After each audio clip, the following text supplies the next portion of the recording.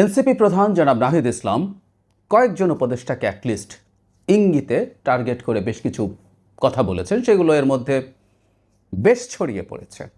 এছাড়াও আরও কিছু কথাবার্তা তিনি বলেছেন। ইনফ্যাক্ট একটা টিভি চ্যানেলকে সাক্ষাৎকারে তিনি এসব কথা বলেন এবং সেই প্রেক্ষাপটে কিছু কথা বলা খুবই জরুরি, কারণ তিনি এমন সব কথা বলেছেন এর পাল্টা কতগুলো কথা আসলে আমরা বলতেই পারি এবং আমাদের বলা উচিত, এই প্রশ্নগুলো উত্থাপন করে রাখা উচিত। এবং বিশেষ করে জনাব নাহিদ ইসলামের মতো কেউ যখন বলেন, এনসিপির অনেক নেতা আছেন বা ছাত্ররা যারা ওই সময় সমন্বয়ক ছিলেন, অনেকের মধ্যে এক ধরনের বক্তব্যের মাধ্যমে প্রচুর আলোচিত হওয়ার, আমরা সকল ভাইরাল হওয়ার, আর কথ্য ভাষা অনেক ফুটেজ খাওয়ার টেন্ডেন্সি দেখা যায়। জনাব নাহিদকে আমি এদের মধ্যে থেকে আলাদা করে রাখি। দু একবার হয়তো তিনি তার করা উচিত হয়নি এমন কাজ করেছেন। আমি মনে করতে পারি জনাব মির্জা ফখরুল ইসলাম আলমগীরের একটা সমালোচনা করে স্ট্যাটাস তিনি দিয়েছিলেন, সেটা খুবই অফেন্সিভ ছিল, অনুচিত ছিল।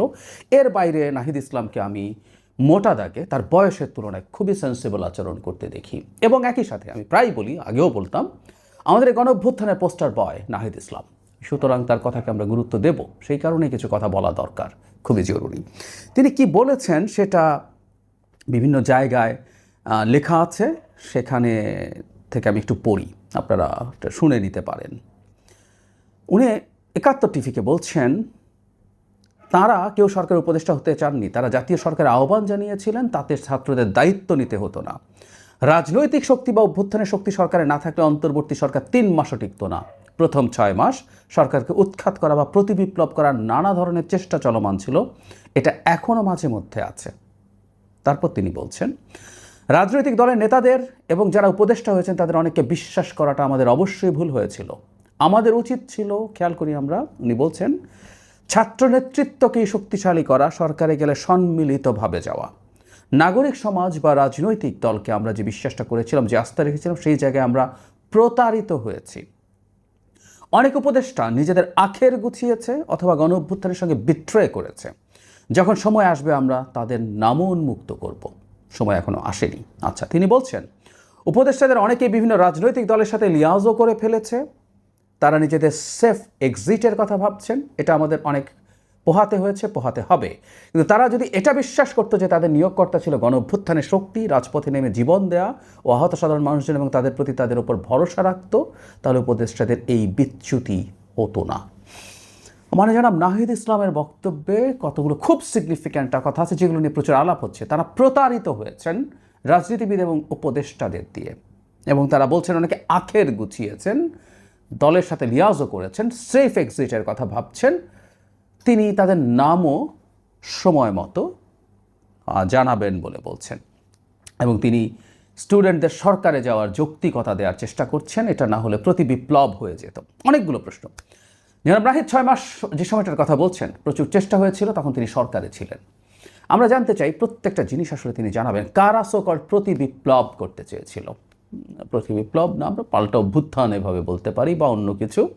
বিপ্লব হলেই না প্রতি বিপ্লব, এটা বিপ্লব ছিল না। যাই হোক, তো তিনি যে অভিযোগ করছেন ওই কাজগুলো কারা করেছে, কারা ওই কনস্পিরেসিতে ছিল? হ্যাঁ, এই ধরনের একটা চেষ্টা এই সরকারকে বদলে দেওয়ার, এই সরকারকে পতন ঘটিয়ে অন্য কিছু করার, এটাকে আমি প্রতি বিপ্লব বলতে মোটেও প্রস্তুত নই।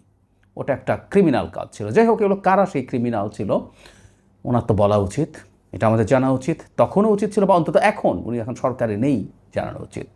কোন উপদেষ্টারা আখের গুছিয়েছে? আমরা উপদেষ্টাদেরকে আখের গোছাতে পাঠাইনি, কিন্তু আখের গুছিয়েছেন।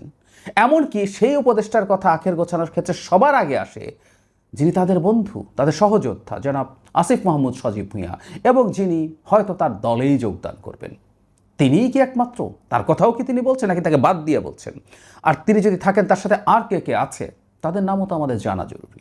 বা নাম বলার সময় তিনি আসিফ মাহমুদ সজীব ভুঁইয়াকে বাদ দিয়ে কথা বলেন কিনা, সেটাও দেখতে চাই, আমরা দেখতে চাইতাম। আমরা কোন কোন রাজনৈতিক দলের সাথে কারা কারা লিয়াজও করেছে জানা দরকার আছে, কারণ ২ ছাত্র উপদেষ্টাকে তো এনসিপির সাথে রিলেটেড হিসেবে দেখানো হয়।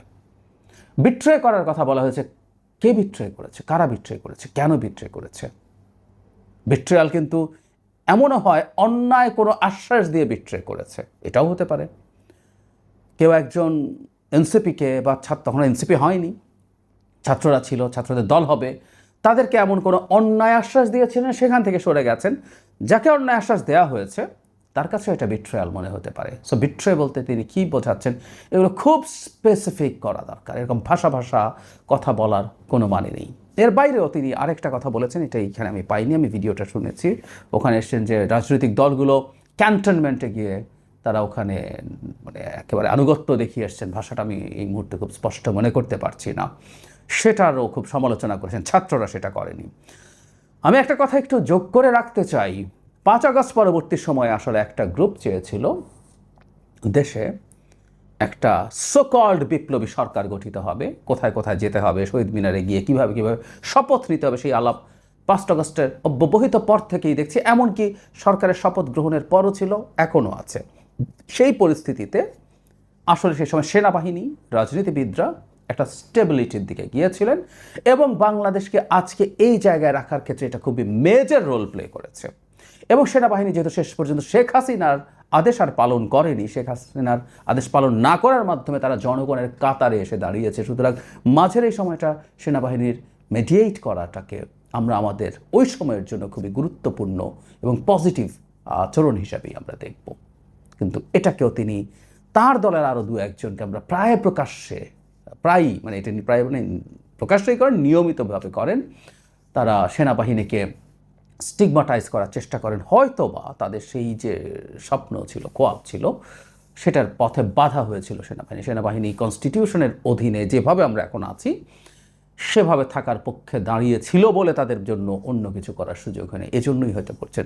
সো জনাব নাহিদ ইসলাম তার বক্তব্যে অনেকগুলো কথা বলেছেন এবং আমরা আসলে উপদেষ্টা বা অন্যদেরকে তারা যেভাবে অন্য যাদেরকে করছেন সেই কথাগুলো আসলে জানতে চাই। কারণ জাতির জন্য ক্ষতি সৃষ্টি করছেন বা মারাত্মক ক্ষতি করছেন এরকম অভিযোগ যখন করা হয় তার ক্লারিফিকেশন আসতে হবে। এবং উনি বলতে পারেন, উনি এখানে বলেছেন যে সময় হলে, তার মানে সময় হয়নি।